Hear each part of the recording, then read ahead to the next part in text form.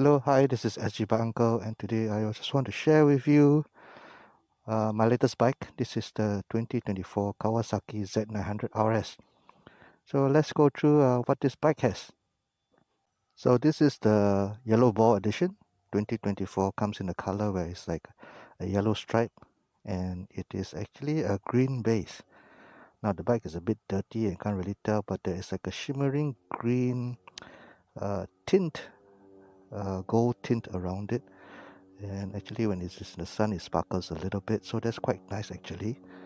Alright, okay, for the 2024 edition you have the badging that is similar to the traditional 1972 Z1. So this is a white base, white back Kawasaki emblem, and then you also have the 900 double overhead camshaft. I think they'll bring it back in the 2026 model, but in the 2024 and maybe earlier models, only the standard edition, which this bike is, has this badging. The rest would be like the Z900RS. So it's a chain drive. It has disc brakes, ABS. This bike has very little things in terms of electronic aids. So it has traction control, and that's about it. No quick shifter. It doesn't have lean sensors. The 2026 edition will have the lean sensor, but not this model. This model is as bare basic as it comes. Okay, I have a tail bag because this bike doesn't have a lot of luggage options.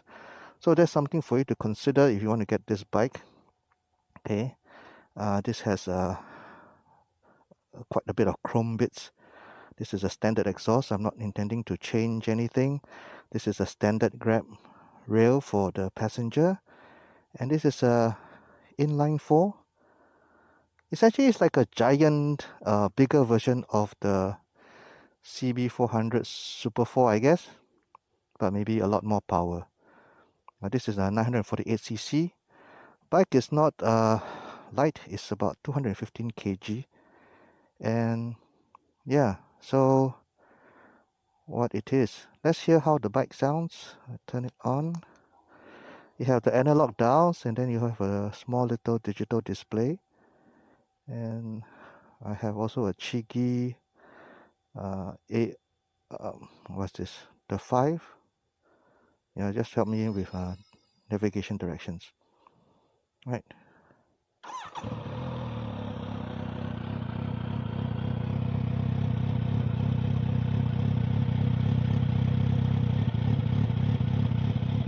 I love the sound of the inline 4. I think the only difference, I guess, is from the CB400 Super 4 is that it doesn't have VTEC.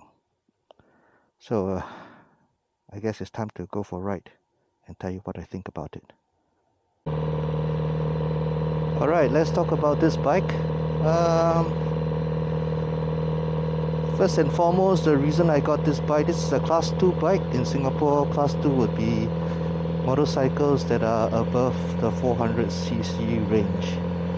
So this is a 948cc motorcycle. I got this because I was looking for a forever bike. Forever bike is a bike that I think I want to keep for as long as possible, hopefully forever. So this was the bike that I thought would be the one for me. Why? Because it is simply a bike. It lacks all the modern day electronic gizmos and aids. So it has traction control. Yes, 2 modes, only 2 modes. One is normal, the other one is rain. That's it. It has ABS. It doesn't have the lean sensor. So the 2026 model has the IMU 6-way lean sensor. This one doesn't have. It doesn't have a quick shifter, right? It's just normal. It doesn't have like a auto blip. Doesn't have anything. So it's as bare basic a bike as can be. Of course, I also like the color scheme of this, the yellow ball. There were other colors, but because this was a homage motorcycle to the 1972 Z1, which Kawasaki launched, I thought there's no better color scheme than the one that it was launched in, the Z1 in 1972. So there are other colors, and 2024 was the only one that has this yellow ball color. 2026 you have a lot of others. I think there's a red color which is also quite traditional, but I like this yellow. It stands out a bit.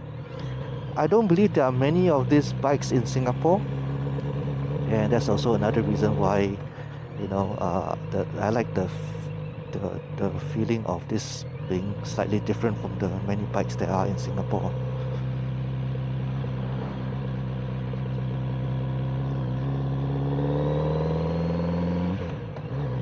So how does this feel? Okay, this bike actually stands quite tall. The seat height is 835 mm. I'm 1.7. I have a inseam of like 30 inches, but it still felt tall for me. I was on my tiptoes.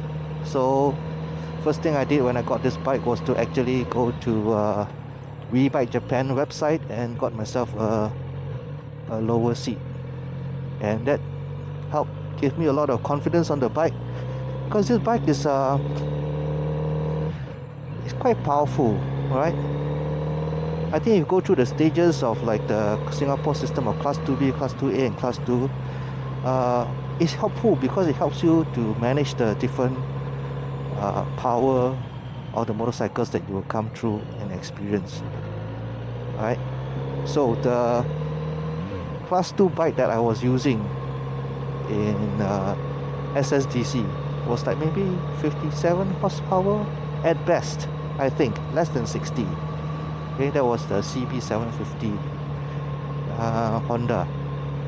This is 111 horsepower with a 98 Newton meters of torque. This is very powerful. So it's like a very slight twist of the handle or the throttle. I'm gonna go, like for example, see, even the monkeys also run.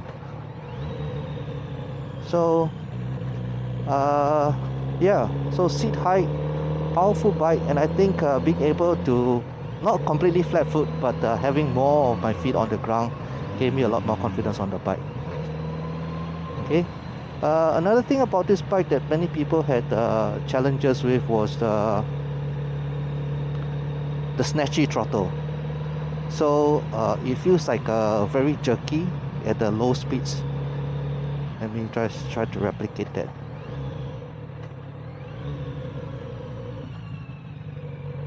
I'm in gear 2 now, so it feels like there's like a stuttering of the fuel line in first and second gear.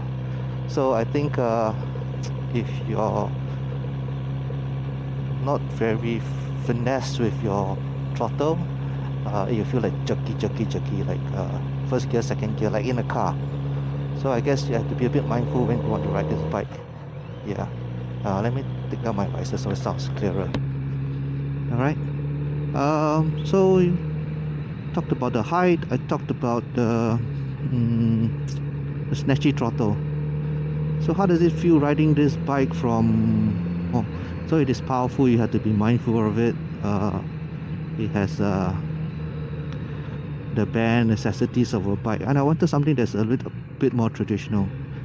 This is going to be my daily rider. I could put some panniers, you know, on the side to go touring if I want to, but that's not intention. I think I can afford to use this as a daily. The challenge is it doesn't come with any of the boxes or panniers, so I got myself a tail bag to put my raincoat and stuff, and of course the video recording equipment, which isn't a lot. Today I'm just using the Insta360 X3 and using the DJI Mic Mini attached to it.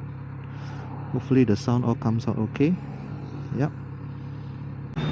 So that's pretty much all I have to say today with regards to this video. I hope you enjoyed it. Let me know if you have questions about this bike, and I'll try to answer them as much as I can. You can otherwise check out your dealer and see whether they offer test rides, but in Singapore very seldom. But until next time, stay safe on the roads.